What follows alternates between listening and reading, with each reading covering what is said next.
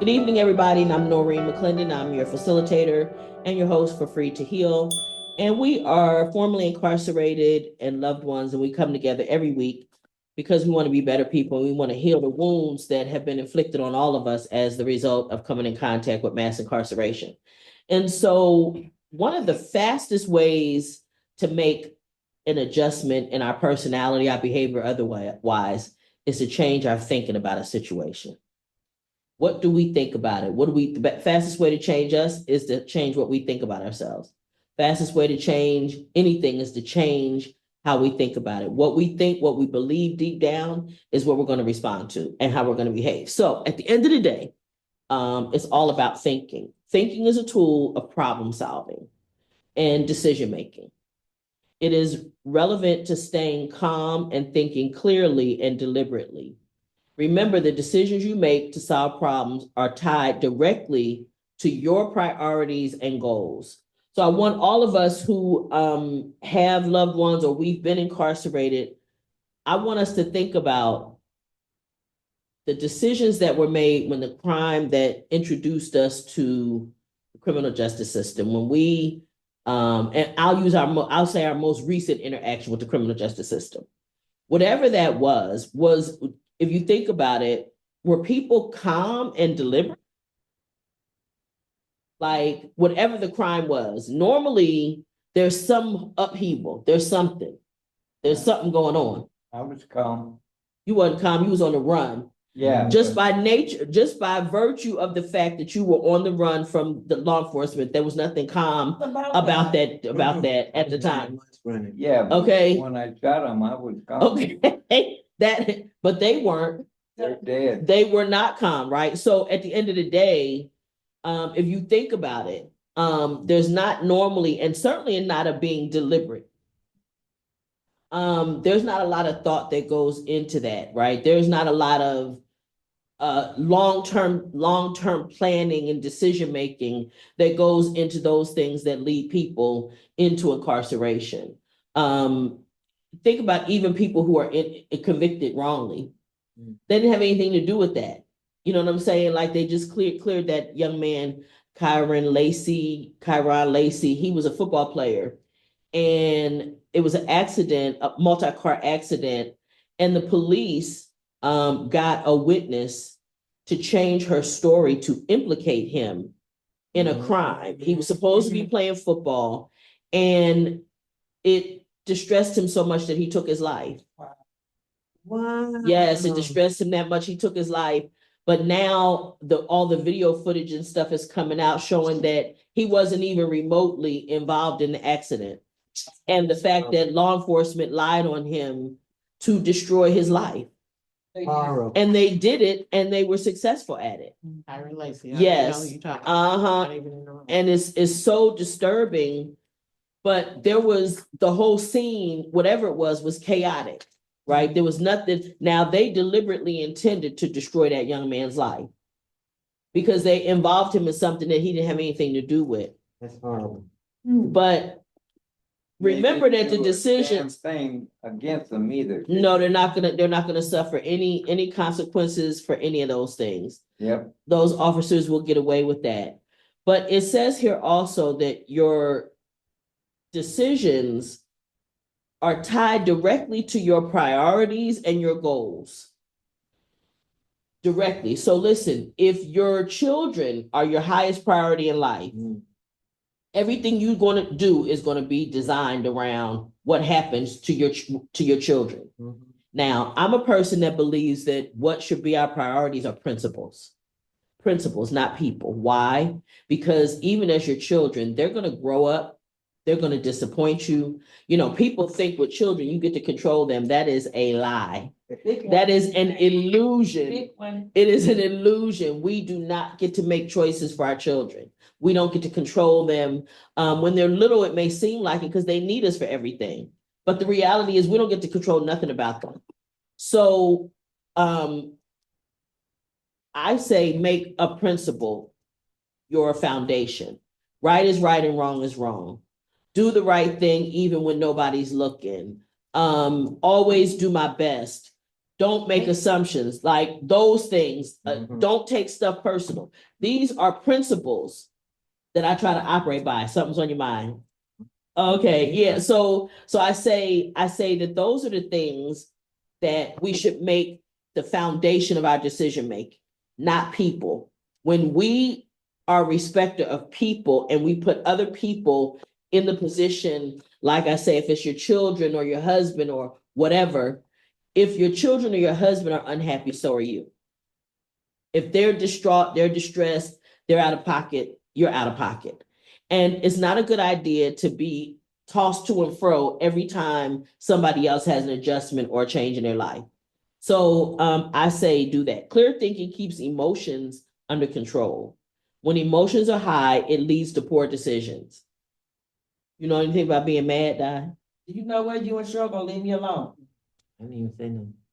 You the one said from the beginning, but her being mad wasn't an excuse for her bad behavior. You taught her that. And look at her face. Look at her face. Look at her face. Look. No, but you gotta look. You gotta look at her face. What you said, so me, I'm a girl who, because I had a child at an older age and people would talk to me, I would say to them, oh, when you have a baby, everything that you do from that moment on should be based on the fact that you have to take care of that child.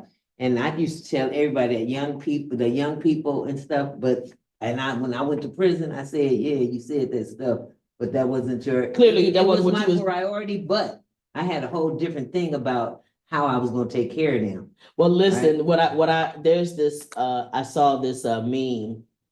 I'm here for you. I'm in your corner. You can call me anytime, but only on Facebook. Don't call me with that bullshit. So you was only, she was only on Facebook. No, and what I mean by that is it sounded good. Sounds like it. But the reality is you didn't think in the other parts of your life before you went to prison, what you were doing, you didn't think how it would affect your son when you got busted. No, my thinking was this, I knew I was going, but I didn't know I was gonna be going for that long. Okay. So, Okay. cause I had actually figured that out, okay, I go 10 years, by then he'd be 14, right? But I didn't know they was gonna give me that much time. Well, and then on top of that though, but the difference between 10 and 14 ain't that great in the big scheme of things. But what I will say is it was flawed thinking because 10 years out of his life for the life of a child is a lifetime. But I wasn't thinking about him, I was thinking about him being a child, but me being gone, they take care of him till the end. Wow. That's when I still thought his daddy was gonna be home, and Okay. they got his daddy too. So it's just like, it's something you gotta really, what you said, it has to be the consideration Of the that principles. it has to be them. Once Yeah. you're responsible for their lives, so everything you do has to be based on what's best for them and stuff, so. I had a good conversation in one of the classes in New Folsom about how people in gangs, they often think of the gang as their family. But the reality is that the gang is not going to take care of you. Who it falls on, and people in that lifestyle often think, I'm gonna keep that separate from my family, quote unquote, to protect them. When in reality, you're actually setting them up for more hurt than normal because they don't know all what's going on. And in a lot of instances, other people don't believe this, but there is the possibility to live with somebody in a household and not know everything that they're doing. It's true. It is so possible. That is so Yeah, true. but those gangs, they don't show up to court, and they damn sure, if they might write a letter, it ain't gonna be for long. Right. And then they wait till they get out, and then they wanna be homeboys again. Yes. Yes. Yeah, let's throw a party for homeboy. You didn't do shit while he was in prison. You didn't send him a nickel. You didn't do Right. shit. Well, and the thing about it is, and those welcome home parties are not the best thing either, because I found out how many people have, it's what it is, it winds up being too much sensory overload, too many people touching them, hugging them, the loud, and they're not used to that. And that is actually a challenge. I've heard it from 2 or 3 different people and I said, you know what? I would encourage people not to do those parties anymore. Just don't do them. Give them a minute to come home, slow walk them back into society, because especially if they've been gone a long time, that concept of having a bunch of people around and everybody, like I say, wants to touch them and hug them and all of that, just the physical aspect of that is hard. It's a challenge. And so I've had too many people say that's an issue. So here's some things to help you think clearly. Get your facts straight. What you think is a fact may change after you get all the information. Understand emotions affect a person's translation of the facts. Emotion and bias can cause a person to ignore important facts and interpret them incorrectly. So if I have, and I know I've done it, so when I was thinking, always feeling like I needed to do all the work in a relationship or a man wouldn't stay, which I got from my dad, it was never true. It was never true. But me thinking that would cause me to make decisions and do things that weren't in my best interest because I'm working on a false principle. I'm working based on a lie. And so I'm doing things and putting up with things in a relationship that I just shouldn't be.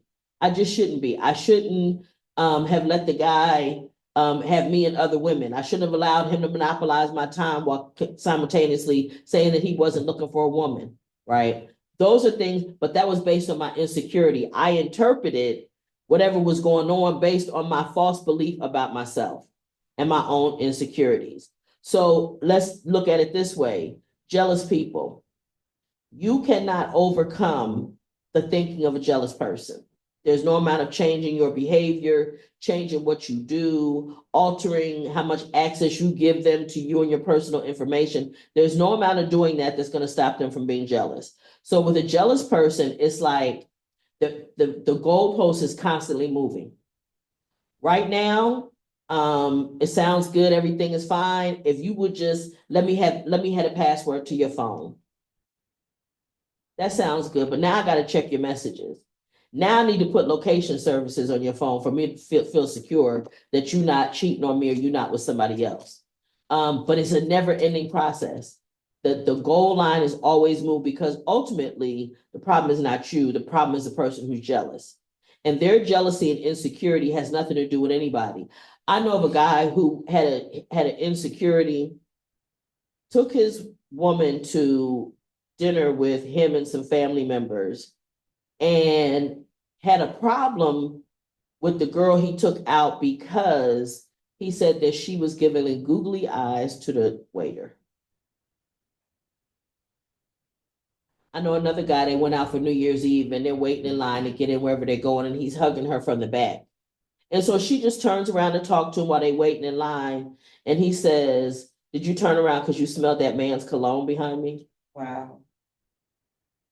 That's jealousy and insecurity that nobody could fix. That same guy used to drop her off at work and wanted to know why she didn't walk on a straight line directly to the building and then over this way. Why did she walk diagonally to the door to get in? She just wanted somebody to see her. You don't. These are the kinds of insane questions and things and behavior that people are jealous might ask you to do. But just know this, there's no amount of adjusting your behavior, your thoughts, where you are, what you can do, that's going to cause them to be okay, because that it always moves. A person with a bias will often accept unproven notions to support their beliefs and misinterpret information or options when making decisions. Common errors made in reasoning, mindset. When a person or group has in mind a certain set of beliefs, notions or assumptions, a set of attitudes with which a person approaches a problem, gang violence, pessimism, it can limit options and decision-making to those that support the mindset. So, for example, the conservative right-wing MAGA kind of thinking, right? It's all based on a set of principles, whatever they are, right? Only thing I can tell that they all have in common is white supremacy. That's pretty much the only thing that they have, consistently in common. But once they have established that as their principle, then that's where they function from. The white thing got to do with it. White supremacy, that's their thinking. That's their thinking. The MAGA, the Trump cult, what's at the root of their stuff is white supremacy, that white people are superior. That's their thinking. And that's what they choose. That's what they try to prove to the world. That's what all of the policies are, is to make sure that white people get everything and other minorities and nobody else gets nothing. That's the root of their stuff. You know, it's kind of sad. Yeah, it has everything to do. Yeah, it is. That's the whole thing. Even the minorities who are MAGA are now experiencing racism within the MAGA culture. So I mean, it has everything to do with it. These Hispanics who are MAGA, these blacks who are MAGA they don't even allow them into, I think, for Charlie Kirk's funeral. They Wow. weren't even invited. Oh, Candace Owen wasn't invited. What? Well, you know, she probably got this on because she started talking out about how Israel is really setting our foreign policy. That's a whole nother topic. Yeah. A whole list of minorities in the MAGA cult who didn't Yes. get invited to that funeral. Wow, that's crazy.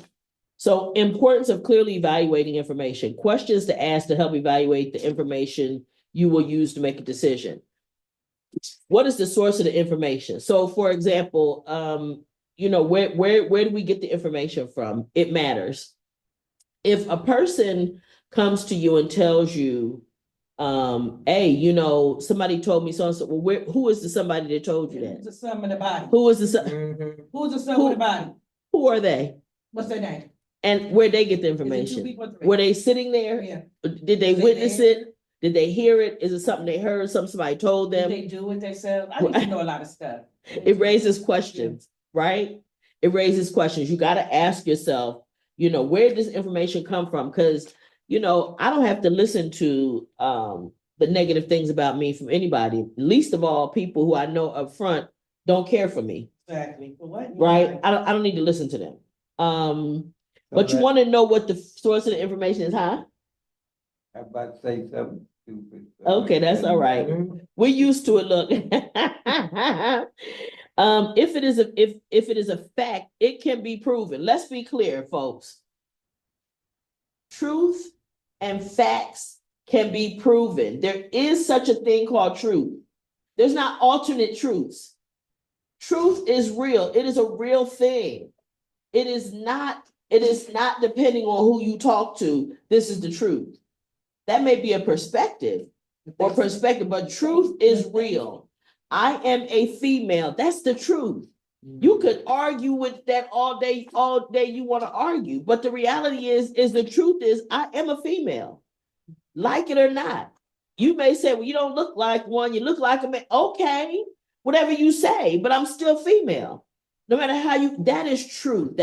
Truth is something that's going to stand no matter what. And I will tell you, in the time that we're in right now, folks would have you believe that's not even possible to quote unquote know the truth.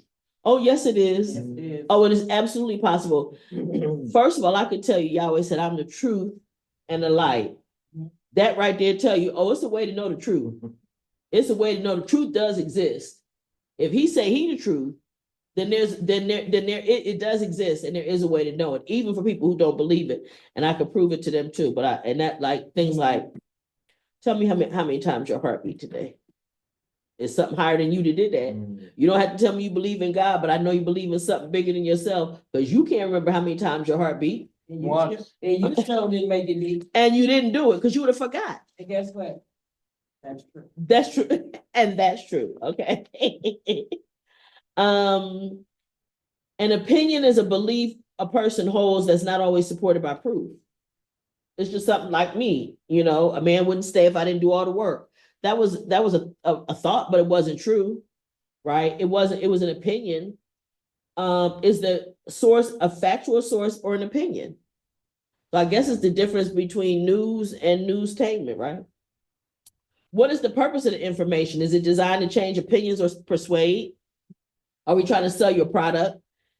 If you know why you are receiving it, you can decide how much weight to get the information. So if if somebody that you know doesn't like you gives information to this person who supposedly likes you, then you know why they gave that person the information. They trying to change the version of change the image of who you are with people, right? So sometimes if you know why somebody's giving the information, you know how much weight to give it.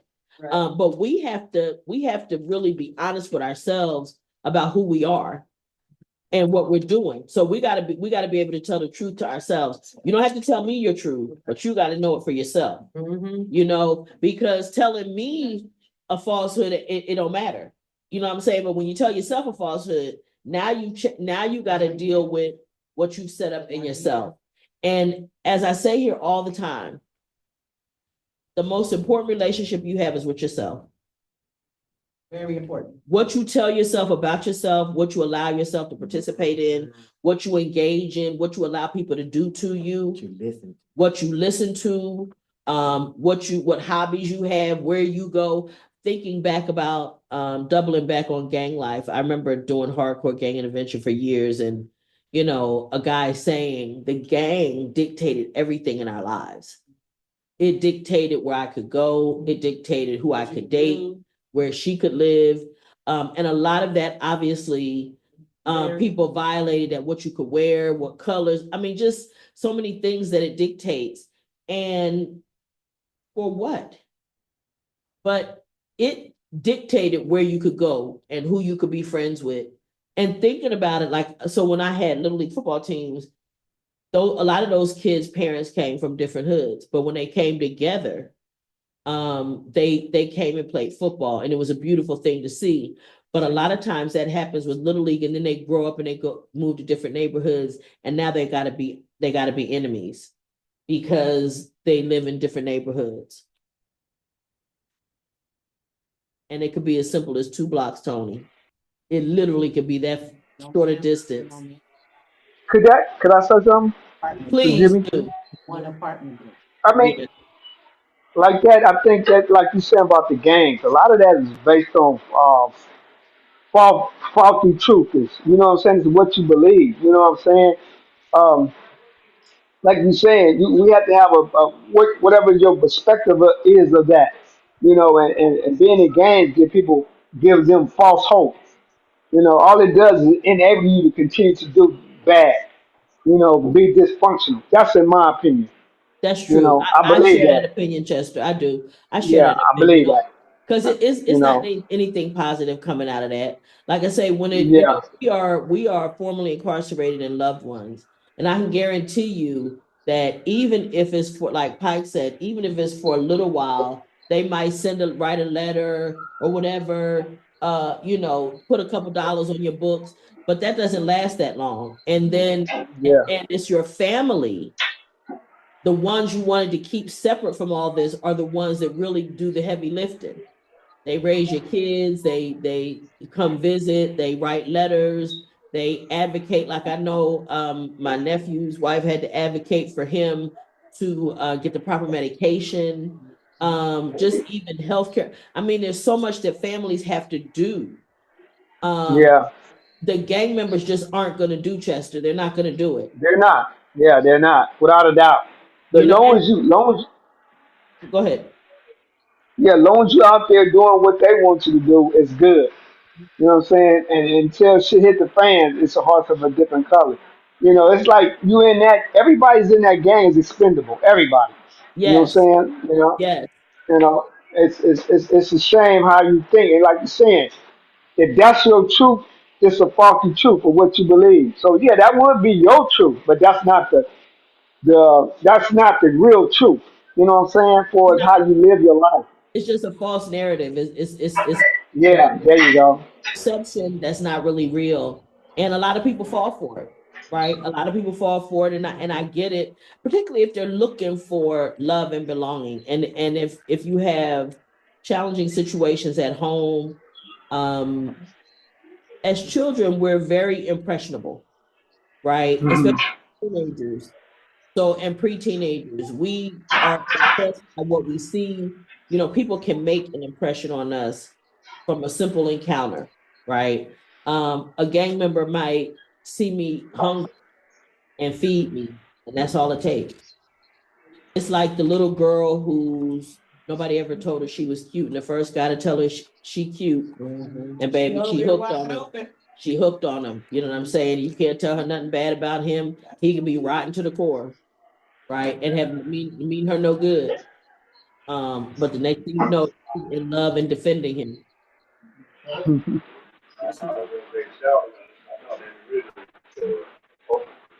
Yes.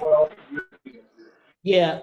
Uh-huh. And find camaraderie or companionship. If I'm mad at my mother or mad at my father, and I come and I see Roberta, and Roberta's in the game, she identifies with what I am going through, and instantly, what I have seen is there instantly becomes a bond. After the many conversations that I've had with gang members, there instantly becomes a bond from that, and they don't realize that there's no other identifying factors other than that trauma bond. And that's what I'm writing down here to say. It's trauma bonding. Yeah. We're bonding around trauma we sustain or we have in common. Yeah. And you understand my trauma and I understand yours. Now, I know people who actually start relationships like that. And the problem is when one of those people decides to start to heal, the bond is destroyed. The bond is destroyed and the relationship fails. Because what was the foundation of it no longer exists. The foundation of it was Trauma. You can't stand your mama, I can't stand my daddy, right? So we bond together and we understand each other's pain and we lick each other's wounds and whatever, when in reality, nothing's been resolved. But once one person or the other comes out of that trauma, the relationship begins to fail because you don't have anything in common. Yes, ma'am. Well, my son told me he joined the gang because he thought it was fun. Looked like they was having Look, fun. That's what he said. I mean, there are a million reasons why. That's what he said. Yeah, You look there like are a it was million, fun. yeah. Because we go to events, see a lot of people, everybody's having fun, everybody's getting along. Thought it was fun. I'm gonna beat his ass. Shoot. Me too.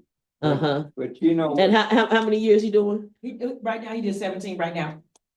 Right now, he did 17 today. For fun. That was fun. I hope he's still having fun. I'm having too. You know what I'm saying? Are you still having fun now, G? I need to know. Because I'm not having fun. Yeah.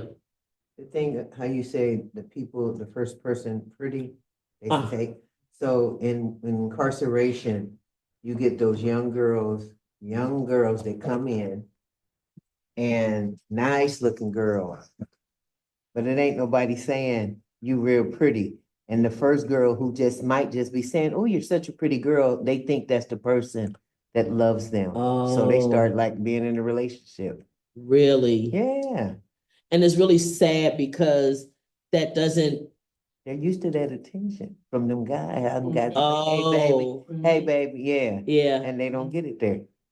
Wow. So the first girl, stud, whatever, the kind of. If it's that, even if it's just a girl saying, oh, you so pretty, they still can take it like, oh, you like me. wow. Yeah.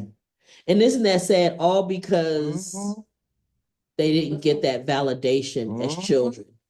So it's important what you say to your children. It's important the information that you feed into them. I have a friend, and I got real mad when I found out that they were telling their grandson that you head straight to the penitentiary. Mhm. And I'm like, she better not never say it in front of me because it's a 3-year-old baby. And if you're telling a baby you're going to the penitentiary, they're going to live up to that. Mhm. They don't understand that you're joking or that you're making this is a joke, TT ha ha. No, they take that to heart. Yes. It's ingrained in them in their young impressionable years, and they become ingrained in it. Yes. And what they think prison is fun. Because you told me I was going there. Right. That's not a fun place to be. It's not. Somebody was just What telling me about- the other, And I'll come out to you. somebody was just telling me the other day that it's a child at the school say, this look just like prison do on television. That's how they form the stuff. But my therapist told me, because they called me Dennis the Menace, When I was little, she said you lived up to it because you knew Dennis the Menace got in trouble all the time. See, Got in trouble all the time. and that's what I'm saying. The psychological side of that is that you teach them to live up to that. What were you gonna say, Pipe? A guy's in a gang, right? Mm-hmm. Triple blood or whatever. Then he goes to the pen. Mm-hmm. Who does he run to? He gonna run to whoever's there, whoever's The Crip or the blood, which is the opposite of whatever he was when he went in, right? No, But listen, he's gonna have to. He may have to, if he's a Crip, he may have to rely on a blood to survive, and a blood may have to rely on a Crip to survive. no, I don't think so. Oh, they do. Oh, I'm telling you, I'm not Remember that guy? speculating. What's that guy that wrote the book that came? Okay, Hey, can I Spice. say something? Go ahead, Yeah, go ahead. and you know what, Noreen, you're right. In certain incidents, some Bloods and some Crips have been cool with each other, just them two, because they didn't get been caught up in some incidents and they didn't help each other and they drew a bond, even though they still was on different sides. They have drew a bond before, and that does happen. Very rare, but it can happen. You know, I've also had people tell me in riots Yeah, that's what I that think. Those 18th Street the black yeah. part, that would happen. yeah. Say it again. That's true. Now, yeah, and in certain riots like that, you're right, because you know, especially in your race riot, you need each other to survive, and that's what it be. So yeah. Yeah, and so and I've even had guys tell me recently actually about young guys coming into the penitentiary not knowing that that's what's going on and being very upset with their big homies when they find out, what do you mean? Cool with him. Remember You that cool guy with that him? That's my enemy. Yeah, Kufan. Yeah, with Yeah. the book, he said when he got there, the book guys lived together, and he said he Yes. couldn't understand it. That he said they should tell the guys on the street that that's what's going on in there. So Always tell the yeah, truth, tell the Yep. truth to the It people. is. That's what I'm saying. I know too many people have told me that that's the truth. Mhm. And when we were doing gang intervention, a lot of those guys came out the pen and they said that that was what it was, but then they didn't keep telling the truth. You Now, know? you want to hear something crazy? Yes. Everybody that gets deported to Mexico, 18th Street, Florencia, they hang out over Wow. here in Mexico. Yeah, I've seen tatted up guys with Florencia 13, 18th Street, drinking and getting high because over here it doesn't apply. Isn't that crazy? It's I was crazy. shocked when I saw that. Right. So And why does a when you say border what I change your ego? let me tell you what I think, Monica, when you say that. It's trauma bonding. In other Right. words, they've been through a situation where they were in prison in the United States, trauma, and they were deported, trauma. And when they Well, there, whatever other opposing gang member they've experienced the same trauma. And it's trauma bonding. yeah. Somebody that understands their situation. One of the worst feelings in the world is to feel like you're the only one who's going through something. Yep. Nobody understands, nobody been through this but me, that kind of thing. That's the worst feeling in the world. I lived it for a long time, and I really, really believed that that was the truth until I started going to them places, and I'd be like, "Bitch, you ain't the only one in here." But, so I still felt that way because I didn't know the lady sitting next to me. I Right. didn't know the lady I don't know nobody. I still felt that. Alone. Yeah, I still felt by myself, but I did, like, oh, you're not the only one here. But I still felt alone though. Yeah. But it's at least even I'm sure even that little bit of relief. Like, whew, okay, so Yeah. it's not because I know for me, it's like I'm not the only person that made this mistake. Trust me, that I know that's one of my thoughts. I'm not the only one that made this mistake. I'm not the only one that fell for this okey doke or whatever it was. You know what I'm saying? It's like, oh, okay. Or it's not that it's something wrong with me, why this is not happening like it would for other people. But one of the things which that brings me to thinking about shame, which is something that if we don't let that go, it's horrible because it causes us to make decisions, think things, and do things trying to keep other people from seeing our shame. Shut down, not Yeah, asking yeah. for help. Yeah, Depression. Yeah, you don't know where to go for help because you're scared to even ask anybody because you don't want nobody to know exactly what's going on in your life. you definitely don't want them You to know know what I'm that you saying? that you got any issues. Yeah, so Right. you just live a life of you just be quiet. You Your just live ego is yeah. huge, right? You just live in quiet. You just live in silence. And that's a sad place to be, is living in silence. Because silence can take you to a lot of places you would never want to be, and it has you thinking like some really bad thoughts, and have you doing some really stupid things because you don't have enough guts to even ask somebody, hey, how you think about this, or do you think this is right, or should I ask? You're too afraid to even ask that, so you just live in shame and Because you're in keep on- shame, right? You would normally ask, but I'm ashamed because to ask a question leads me to have to let somebody know that I don't know what I'm doing, Right. or that I'm in a bad situation, or that I wasn't strong enough to handle this. Whatever we tell ourselves about ourselves, You're telling yourself. right? All the negative self-talk that we have, it means I gotta expose.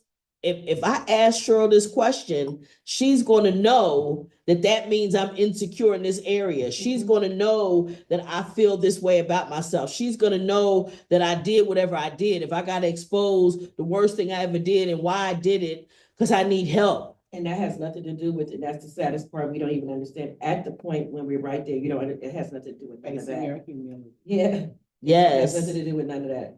Yes. And it'll hold you back unnecessarily. It's going to cause you to suffer more suffering than you have to when, listen, first of all, everybody is human. We're all human, right? We're all human. We're not. Ain't no robots in here. No, we all got feelings, don't we, Die? Yes. We got feelings, don't, Yes, and they we matter, do. don't they, Yeah. Die? And that's true. And that's true. Yes, That's sir. true.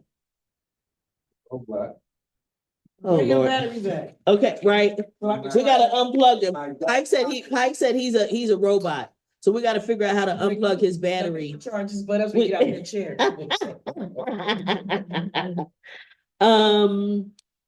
Let me see. What is the qualifications of the information provider? So in other words, if you got somebody giving you the rundown on how you should be painting the wall over there, are they a painter? No, Or they just saying that because they don't like you? they just saying that because they don't have that. You see what I'm saying? Like, what's their qualification to judge the situation in the first place? That's going to determine how much weight you put on what the opinion is. Now, Also, the flip side of that, what is your vetting process? yes, yes, yes. How do you determine the validity of the information you're receiving? Very It's good. they don't own that 100%. There's a 50-50 there. Very good, very good, very good point. Because how much weight you put on it is based on what you think about yourself and in certain things. But it doesn't mean that it has to be there for everybody, right? In other words, whatever, I may put your opinion based on certain things higher than I would hers. You know what I mean? Based on what I know. It just depends, like you say, and how do I vet the information that I receive? In this book, my second book, Living Authentically You, 5 Steps to Personal Peace, I talk a lot about asking a series of why questions. When you need to make a decision, you got to think about, why would I make this decision? If you got 2 choices, what's the pros and what's the cons of each one, right? Why do you think that's a pro? Why is that a positive? Why is that a con? Some of it you will find out is about how you feel about yourself or the person or the situation versus what's really true. And that comes in how you vet the information. That's where that comes in. That's going to help with this what I call a series of why questions. Keep asking, keep asking. That's how I found out that for myself, that when a person tells me they're going to call and they don't call, I used to think it just made me mad. Really, it hurt my feelings. It hurt my feelings because in my mind, that meant you didn't think I was important enough to follow through on what you said. That doesn't mean it has to be true, but that's how I felt. So if I feel that way, now if you tell me I'm going to call you and you don't call, right? Instead of me being mad or hurt, the first thing I got to ask myself is, why didn't she call? What's the reality? fuck how you feel about it. Because the feeling is just a feeling. Something could have happened. Anything could have happened. Her phone could have died. She could have got stuck behind a crash and whatever, or the phone flew out the window. It could be any number of things, but I need to ask myself why. I need to get to the bottom and understand why. What you thinking, Miss Tony? She thinking something, so you got to say it. That look on your face, you got to say it. I think wholeheartedly with the prison industrial complex, there is an unwritten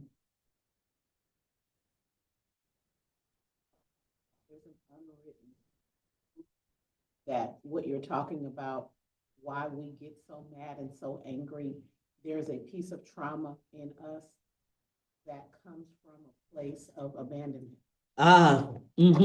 as children for a lot of different reasons. And I think a lot of it has to do with it's government created, spearheaded campaigns where the trauma of abandonment has been invoked in our neighborhood. It's been fostered and grown and everything. When you think about cultivate, that's the word, cultivate it. And when you think about, for example, a person who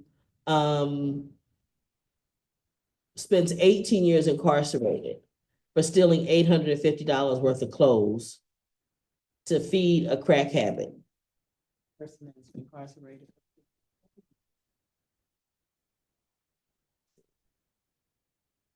All of that is created to create that abandonment, to pull people out of society, so that and knowing that other people's lives will be affected.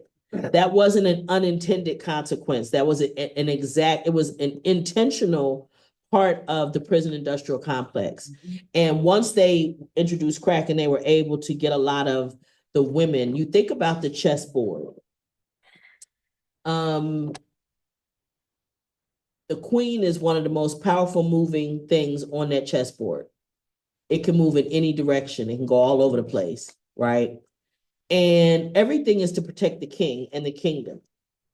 And there are a lot of pawns and little people and whatever, all different positions, but the queen is the most powerful one. And when they figured out how to take the queens out of our communities, the mothers, the aunts, the grandmothers. Checkmate, check fucking mate. And what we see now is a prime example of exactly what that was. And again, it wasn't unintentional. It was very much designed. And once they figured out how to do it, they kept doing it, because then you can start, mothers are the first teachers of children. So now if I can take your mother away from you at an early age, put you in school to start indoctrinating you with the things that I want you to believe negatively about yourself, your mama, your community, and everything else, I got you. Because once I control your mind and your thinking, your body and everything else is going to follow. They didn't want us to have no more big mamas. No. No more grandmas. They didn't want to have no more mamas. No. They didn't want to have none of that, because those held a lot of weight. They did. They were wise women. You see it on Facebook all the time. People talking about Big Mama don't exist no more, right? Well, certainly not in the same form, because Big Mama don't even get a chance to exist, right? They jailing Big Mama as mama when she mama. How she ever learned how to be Big Mama? Because you know what I'm saying, she been in prison. They took everything away from her. See, Big Mama had Papa, who was footing the bill so she could be home doing all of them things and raising all the kids. And when the other grandkids, taking the grandkids, and she was at home. My generation, I'm a grandmother, but I had to work. That shift, like when you look at Claudine, there was that shift. They took the jobs away from the men and gave us welfare, but the man couldn't be in the house. Then it's okay, well, you can't stay on welfare, so now it's your responsibility to work. And so you get to the point where you're working, and then they taking more men out of the community. Mhm. And so the wife or the woman starts to take over the business. Mhm. And then they themselves find themselves trapped up in the conspiracies and the laws and begin to be incarcerated at a. Right. And even worse, I think even more damaging, it causes uh the woman to take on the responsibilities, masculine responsibilities. You have to, And because she has to I can't leave- survive. I can't leave my kids at home if they're under a certain age, No, but I gotta get a job. I gotta go work. So I gotta come up with a way to make some money. So I'm gonna hustle because I gotta feed my kids. I gotta pay these rent. They come every 30 days, you I know. gotta pay the lights. They want the rent money My every kids 30 gotta Go to days. school. So I gotta do something. Terrell on there. I have to do something. You see what I'm Right. saying? So It you was know, yesterday was his birthday, by eventually the way. I'm gonna get locked up because I'm hustling. Yeah. I can't get a job because I can't leave the kids. I Mhm. don't have nobody to watch them. Cause too many other my friends, they locked up, they hustling. You know what I'm That's saying? what then welfare comes in. Huh? That's when welfare comes But in. welfare's not Yeah. enough. Well, and then understand this. No, welfare already came in, welfare Yeah, came that's not in. enough. Oh, yeah, 60s. 60s. Yeah. But one thing to know too, is that the having to take on the basic survival things causes us to appear less feminine to men, which creates challenges in our relationships. It creates challenges. You know, I'm talking to the guys all the time in the prisons about when they go home, what to expect from their women that have been handling and holding everything down for 20, 30 years. They don't even know how to ask for help. So just get in where you fit in, do what you can, you know, take some initiative. You know, if you could see that this, don't let her have to ask, you know, to go wash the car or you know, whatever you could do, wherever you can fit in, because she's not going to know, but you're going to have to consciously make a decision and say, listen, I'm here to help you. I can help in this regard. I don't have this, but I can help in this way. Allow me to help.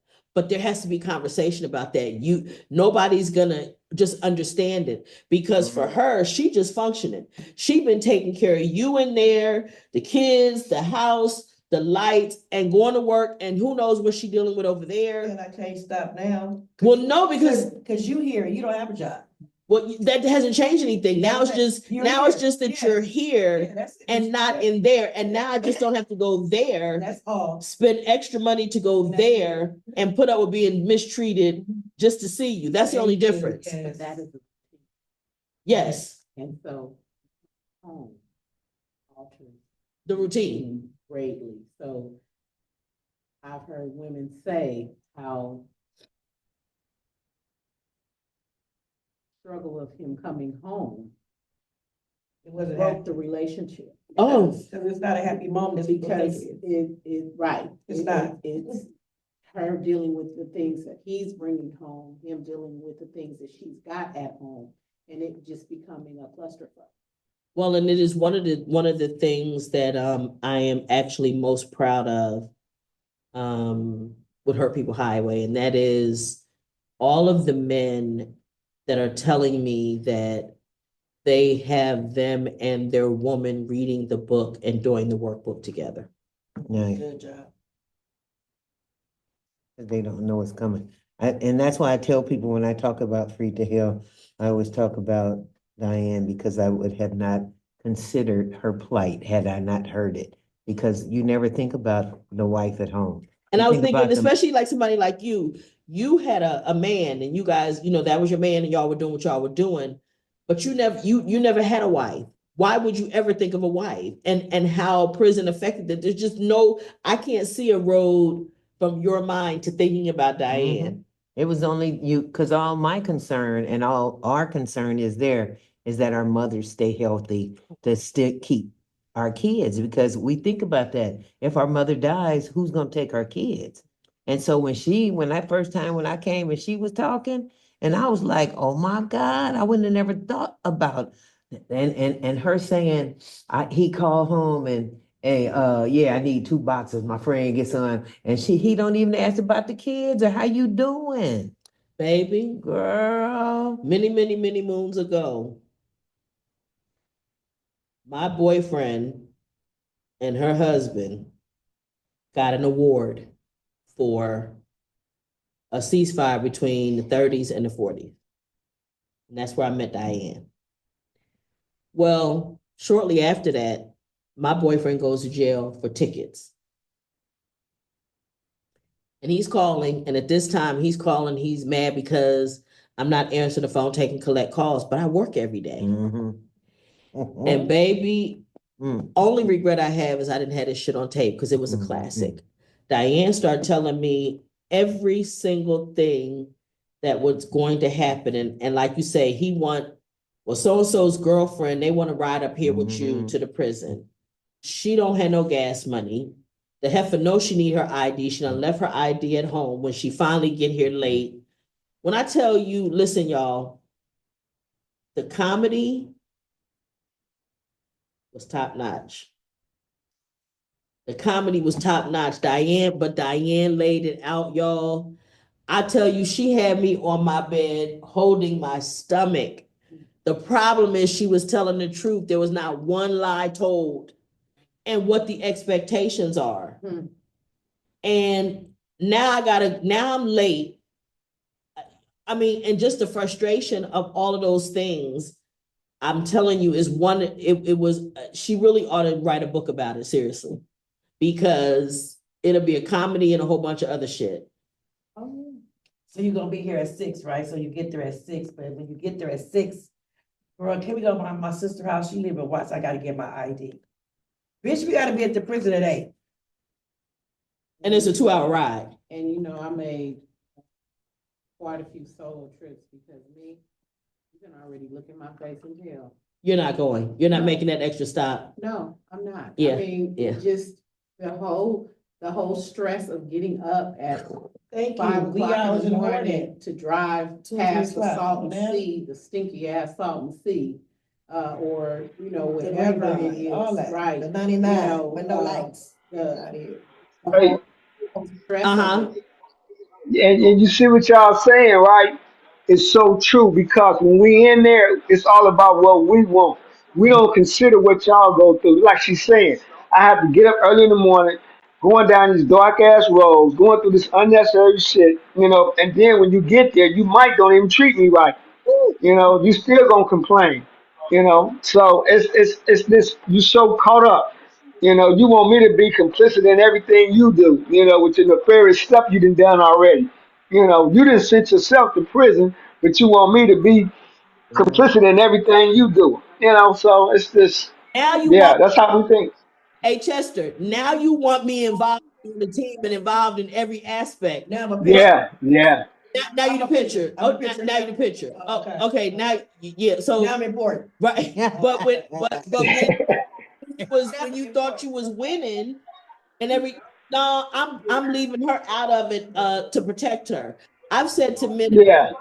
before, like when I've heard a man complaining about what a woman will or won't do or what they have or have not done, I asked them, I said, let me ask you this. Did you have a conversation with your woman before you did whatever it was that landed you here and get her agreement that when you got popped, she was going to stay down and what she was going to do? And not near person ever did that. Nobody ever did. I said, well, then you have no right to be mad if she does. Wait, one second. You have no right to be mad if she doesn't do what you think she should be doing at this point. What was you gonna say? He said I'll be back.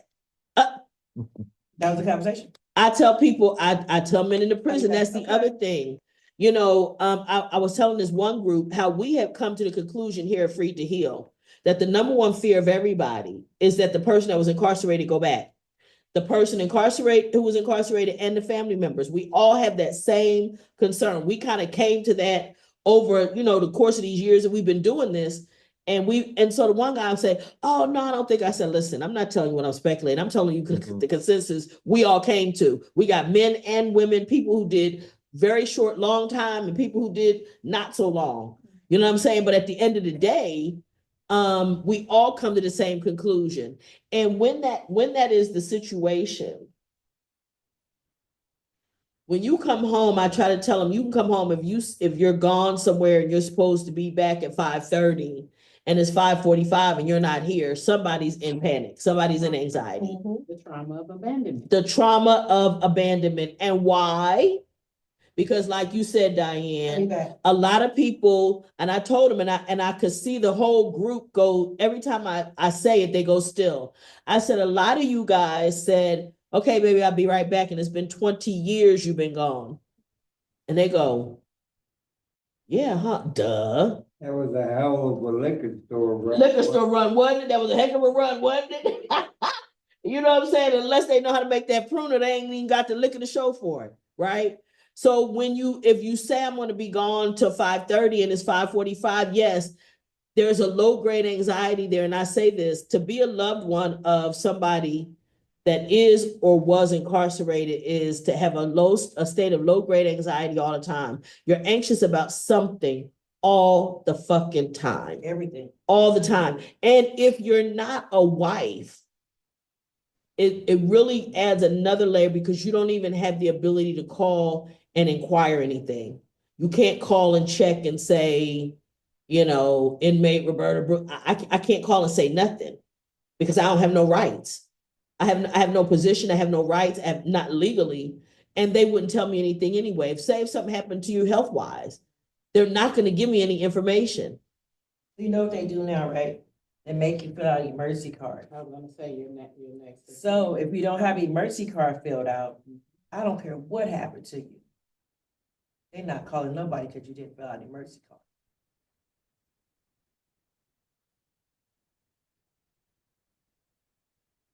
That's awful because that means something could really happen to you and nobody would know. That's why people be dead for 2 months and their family don't find out.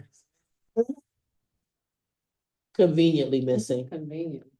Yeah, but I don't care. Now, if you call and you're not on emergency, you're going to get minimum information. Yes, he's housed here. No, he's housed here. That's all I can tell you. That's it. And they hanging up the phone. Can you give me to his counselor? They hanging up the phone. Because they're going to tell you to hold on and check that She emergency. she is so right about that. They would definitely do that. You have to be smart. They would definitely do that. They not gonna give you no information. That's a And shame though. about this, I love you. Listen, in my case, on Sundays, if homie didn't call, I didn't leave the house till I got that phone call. My whole Sunday revolved around that phone call. And if it didn't come, I didn't go nowhere because I didn't know what time it was coming. I didn't go nowhere. And But now you know what too? I don't know why it didn't come, and I have no ability to find out why it didn't come. And a lot of times, me as was the inmate in there, we don't understand that. We don't think about none of that. Just like you saying, when you want to come up and see a person, they don't understand, or you can't send them nothing. It costs to live out here. I'm part of society now. It costs to live out here. If you can't wait, the hell with you. You know what I'm saying? Because I don't owe you nothing. You created that problem. So and it ain't like when they are doing whatever they're doing, it ain't like they sending any money back and trying to help. Because you can help from in there. It's just how you do it. Trust Yeah. me, you can help. But hey, I've told a lot of guys, Chester, that you could still be a father. You can still be a father to your children. It's going to look different, but you can still be a father to your children. What's that mean? Assistant. I mean, you're running late. There you That go mean to sit again. your ass down and get back in that Don't- corner and wait. Don't start no shit with me. That mean get your ass in the corner and wait I till we don't have to done. be in the corner. All right, well, come over here and sit your ass right here and wait. Pike is telling me that I'm over time, but we see he's used to when I started at the Francisco House, I had 1 hour from 6 to 7, right? We're not at the Francisco homes, okay? And the people like Chester's still interested in the conversation. We can wrap it up in a few minutes, but the bottom line is I'm not held to an hour here. This is from 6 to 8, just so you know, okay? Oh, he hit me, y'all. He hit me on my hand, and he don't even know how close he come to death. Monica, help me. Monica, please tell the man, listen, that is a red line for me. Red flag, where the flag at? Do y'all know something that I had a revelation about? What? And y'all, I know y'all gonna think I'm crazy, but I gotta share because I share all my craziness with y'all. So y'all know I talked about before how I used to work for law firms, right? Y'all know that I worked for lawyers for like 15 years. My early career was in law firms. Ask me why it was this weekend, I was this many years old when I realized the last firm that I worked at that I got fired from for hitting the little girl that hit me and I hit her ass back, which I always say I would do again. That's my line in the sand. Keep your motherfucking hands to yourself. Okay. So I realized that firm, and I knew who he was, but if you ever hear about Warren Buffett's best friend, Munger was the Munger, Tolles, and Olson that I worked for. Wow. So think about this. I worked in so many departments of law in that firm. But when you're working with lawyers of that echelon, that quality, that's at the highest quality it's going to get. So me being about, I couldn't have been, let me see, maybe Clavon. So maybe I'm 27 when I go into working at this firm. I'm like, wow. No, I couldn't even been that. Yeah, 84. Yeah, maybe 23 or 24, not 27. Yeah, so I was younger than that. So just think that my thought process about law and all that stuff was formed working at Munger, Tolles, and Olson. Mr. Munger had, in fact, we had a running joke that because Mr. Munger's area was downstairs on the 34th floor, it was back in a corner, and everybody didn't go back there. You didn't just walk into Charlie Munger's office, right? I don't care who you was. The mail clerk said you didn't just go back there. So we all had a running joke of who was going to go back there and be up under the desk service in Charlie Munger.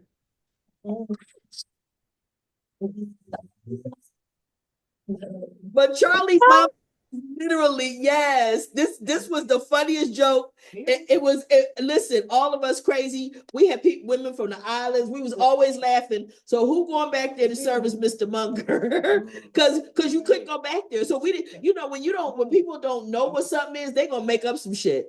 You know what I'm saying? So we decided when we couldn't find somebody, they probably back there servicing Charlie. Oh my gosh, look, back there up under Mr. Munger's desk. And I can remember seeing him a few times, but you saw him very infrequently. But that's because Munger was, again, that's Warren Buffett's best friend. And they go zillionaires in the words of Forrest Gump, right? But I thought about the fact that his firm is who was training me, who was teaching me to think legally. And it's part of why everything I think about in legal terms. It's just my earliest work. And yes, so you do. But I have to. It's a good thing, ain't it? do. No, you do. You've been helping me. I'm just saying. But it's a good thing though, because literally you see. Off and I don't like all that. Yeah, it's rubbing off. Di don't like it because she don't like to read. Yeah, I know. Di just want to check boxes and move it off her desk. Yeah, I want to get the shit over with. I tell her, listen, you got to read. Yes. You cannot process, like even when you open in the mail at my company, you need to know what this says. Yes, I'd be like, even to know who to give it to. Know where it goes. Yeah, like, To know where it goes, but she don't like it. So anyway, either way it goes. But I do it. so I just want us to think again about when we're thinking, how we think. It is a tool to solve problems. What thinking is, and to help us make decisions. Better decisions. The best decisions that we can. But it's going to inform us one way or another whether they're good decisions or not. And it helps us to control our emotions. If we stop for just a few seconds and ask, why am I mad about this? Why did this make me mad? Why did this hurt my feelings? Why? Until you get down to that part of you that is at your core. Once you do that, then you're in a much better position to make decisions, because now you're making decisions based on a principle and not a person. Okay. I want to go around. I want to give my folks online, starting with you, Ms. Monica, opportunity to have any last thoughts or comments for tonight. Any comments on the topic? Well, trauma bond is always very tricky. I mean, it's even common with girlfriends, friendships. Very, I did not become aware of trauma bonding until about a couple of years ago when I went back into therapy and wanted to see why the same pattern happens in my relationships. So that in a few books that I've read, the body keeps a score. That was really opened my mind to trauma bonding and how if we don't process it, we're going to continuously have it like if it happened yesterday. It has to be processed from, one part of our brain to another part of our brain. I can't give you the technical terms. However, yeah, trauma bonding is dangerous. mhm. It's dangerous, especially in young kids, because they feel they have something in common, and that's where we have gang members and armed They're, robberies and girls. Now kids are subway surfing on in the subway in New York. I mean, just what's that mean? they get on top of the subway train and they ride on top. Surfing, That's it's called crazy. train surfing. Yeah, subway turf means whatever. And Yeah. 20 people have died this year. So, and the mother thought that the daughter was in the room and she was cooking breakfast for them when her other daughter saw the skateboard on the news, her skateboard. So, yeah, yeah, it's a scary world. Doing it on a skateboard? Well, no, no. Well, there were skateboarders, but when they were on the news, Oh, when they got on the, okay, got you on the news, they her saw. daughter, I guess the accident near the site, she was able to recognize the skateboard. I mean, and the mom thought she was in the room. And again, those are, um, I'm sure they're good families, but there's just so much today that it's so scary. I feel scared for my grandchildren. My God, it's a horrible world. Was saying earlier, Monica, people don't believe it, but you can live in that same house with somebody and totally not know all of what's going on with Yeah. them. That Yeah. is possible. But I'm so glad that you joined us. And on a positive note, I met my grandbaby, my grandson, 7.5 months old. He's a tank. And I got to babysit him and he slept with me and I took care of an infant for the first time in many, many years. That was exciting. How did that go? Okay, were you nervous though? Like, Yes, I was, but he smiled and I guess he's heard my voice since he was born. The first day he was born, I was in the delivery room. So he smiled and I held him and actually within 24 hours he was reaching out for me. Yeah, it was fun. that's awesome, Grandma. Yeah, it It's was incredible. heaven on earth. Yeah. Yeah. Congratulations for Thank being here. Miss, thank you. any comments from you, Miss Viv? Hey, I'm really just absorbing like a sponge tonight because Are there's a lot you? of why, and they said why X Y. What a why are we gonna still be there? So I'm just absorbing. So Oh, I'm just enjoying tonight. I look forward to when you say stuff. I'm telling you, it just excites. It's the idea. Oh, we're gonna hear something from Miss Vivian right now. That's. I just appreciate you. I appreciate you so much. Thanks for being here. And yeah, Yes, ma'am. it's a lot. If we continue to ask why, we'll find out. Like little kids when they're learning. Well, Grandma, why this? Well, why? And you tell them that. Well, why? And they go, well, why? And you're like, because I said so, right? Because you just get frustrated. It But should that, be a whole book about the whys. there's a reason why we gotta ask the why questions. So that's Right. good. Chester, any final thoughts from you, sir? Yes, I think how you think is everything. It determines how you're gonna live your life. And I think trauma bonding is a cycle that has to learn to be broke. It's not easy, but it's just something that people gravitate to, like you're saying. When we in trauma, we stick together because we're feeling that same pain. So, you know, divided you sink. Together you conquer.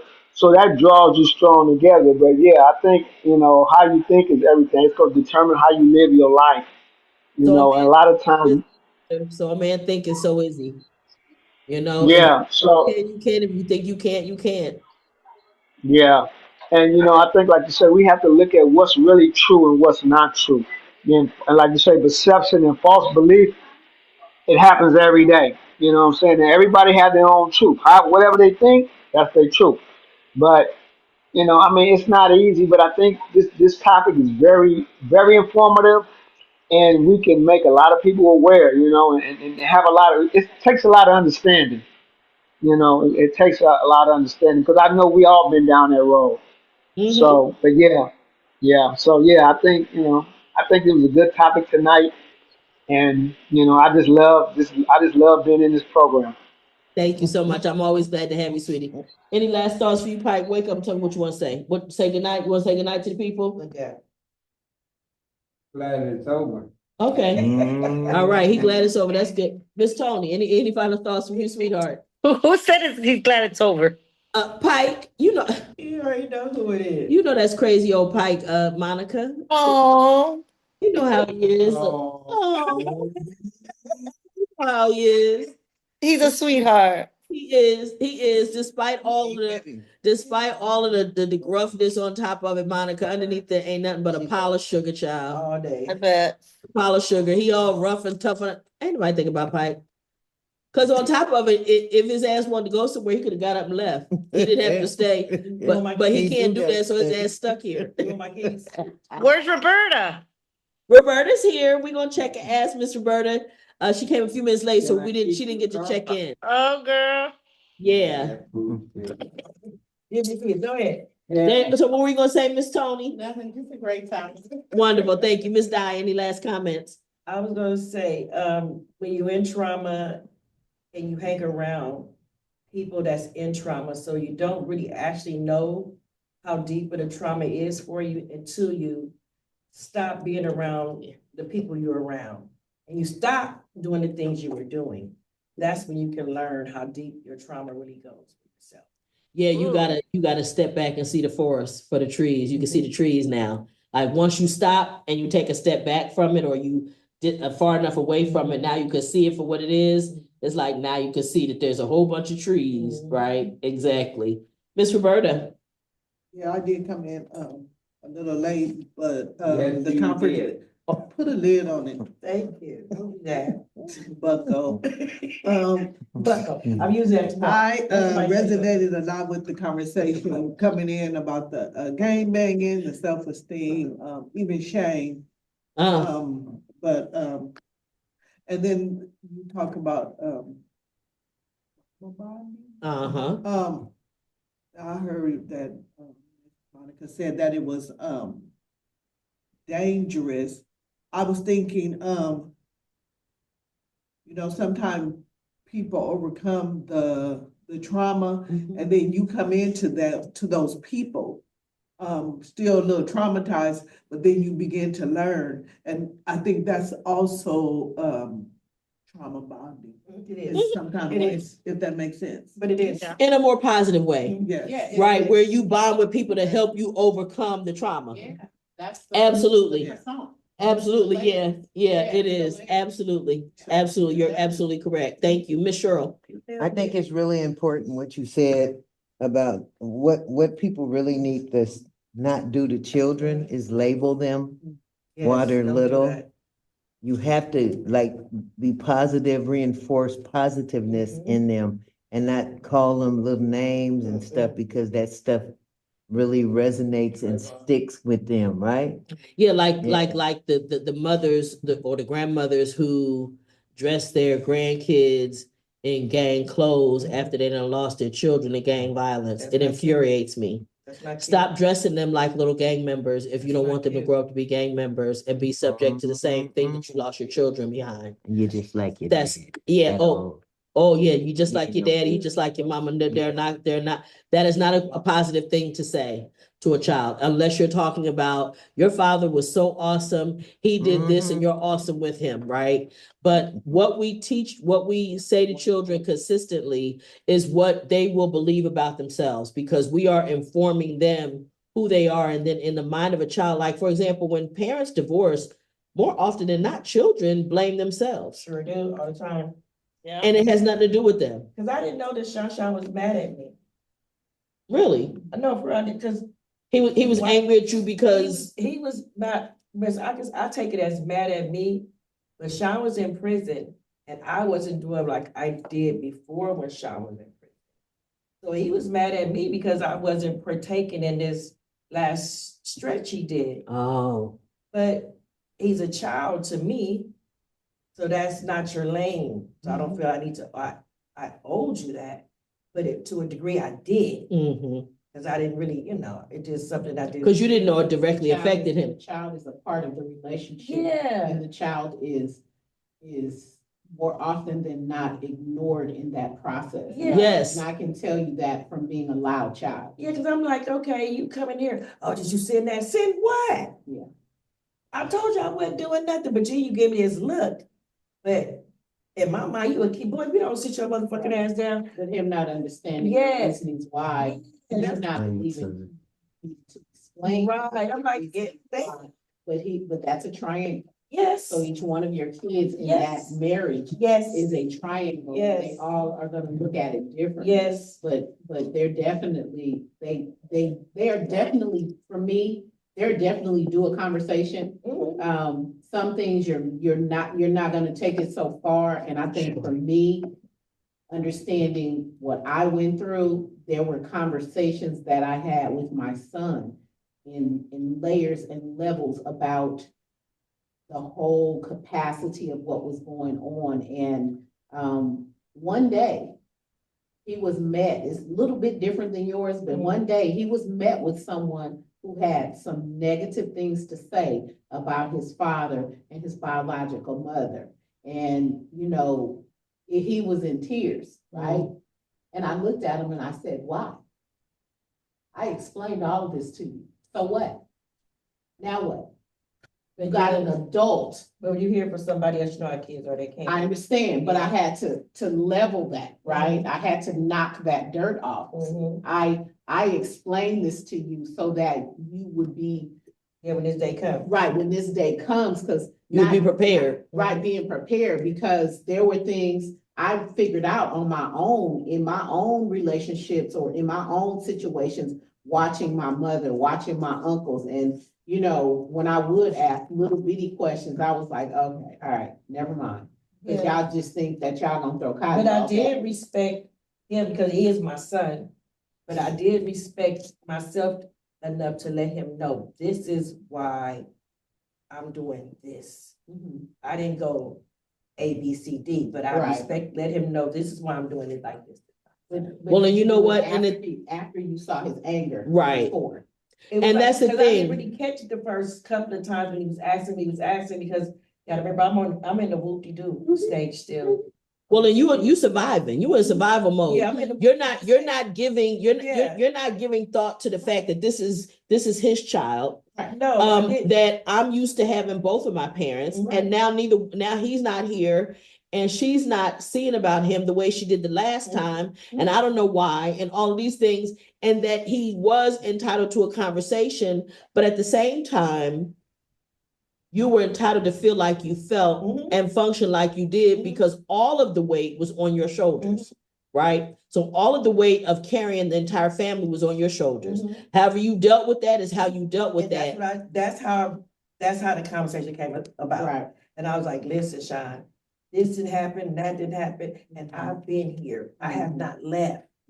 I have not took the high road like normally people would do with all the stuff we done been through.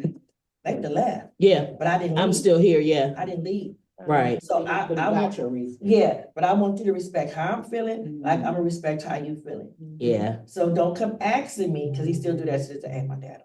Don't stop doing that. Respect how I'm feeling. When you yeah, ask me to do things for him. Don't do Yeah. that to me. yeah. You know what I'm saying? Don't put me in a position to have to Yeah. do any more for him because guess what? You took all of his responsibilities. I did. You took on all of his responsibilities while he was incarcerated. And I didn't refer, how you say it? Reverse the blame. You know what I'm saying? I didn't try to do that part. You know how most people Right. do that. Try to reverse psychology, the blame. No, I didn't play that part of it. Yeah, Listen, this is what it is. yeah. But your strength, then it often comes across that your strength, why you should endure more. Oh, isn't that something? Instead of- Yeah, it's true. Oh, yeah, instead of yeah. breaking- Yeah, instead because of they definitely think the recognizing- strong one should be able to take more. You should always be able to take more of everything. And instead of anybody thinking that you need to be, break every count. let me just tell you guys this. That is one of the biggest challenges I realize I have in my life. And that is, I am a victim of my own success and my own ability to carry things and carry weight and do things, because people don't often think that I need caring for. Mhm. Because I'm so self-sufficient. And everybody needs that. Everybody needs to be cared for. Everybody needs somebody to see about them. Come see about me. You know what I'm saying? But I'm telling you, that is one of the biggest challenges I face, is that I'm not perceived as somebody who needs somebody to care about them. Yeah, But I am. enjoy it. No, I enjoy Right, my me and strength. you, we twins. No, And- but I enjoy my strength. Don't get me wrong. Yes, and I It's wouldn't not- trade it for it's not- nothing. It's not challenging, it's Yeah, not but challenging that. Me At being- all, but no. I'm saying, But me needing to be vulnerable when I need to be vulnerable, that bothers someone else. And That's exactly what you she know was what I mean? explaining. No, I'm just saying, but I'm saying, like, when I was visiting Dion, I kind of broke down because I'm like, I'm tired. Yeah. Just being in this fucking room, man, I'm tired. Yeah. Dion probably didn't see me cry twice in his life. He's Ooh. 40-some years old. He was like, man, I gotta get out of here. I'm tired. I Yeah, ain't never seen her cry. yeah. I'm human just like you, bro. And he has no idea how many nights you cried. He has no idea, because you cry in silence. You cry, right, on the ride up there or on the way back, the 2 hour, right, yes, you cry. Yes. Yes, you cry. Right, and you put on that face, which is why I tell people all the time that any relationship that you have while you're incarcerated is very superficial at some level. There's a lot that you just don't know. You're going to have to get to know those people, but I am so grateful that we are having this conversation. I want to say to anybody that might hear this, we really are trying to heal the scars that were left on all of us from mass incarceration. And we're trying to do it so that we can be better for our families can be better for our neighbors can be better for the community, and we can make a better world. And that's literally why we do this. We come here for us, but we also come here and I record these and post them so that other people might have the benefit of the information and the scars and the lessons and the healing that we have to go through. Maybe you don't have to try to figure it out because we already did that for you. So I'm so grateful for all of you guys participating. And I can't wait to see you guys next week. And we'll see you later on another session of Free to Heal. Check us out on YouTube, Instagram, Facebook, anywhere that you can find us, okay? Leave us comments, and we look forward to seeing you next week. Have a good one. Bye. Bye. Bye. Everybody have a blessed week. Bye.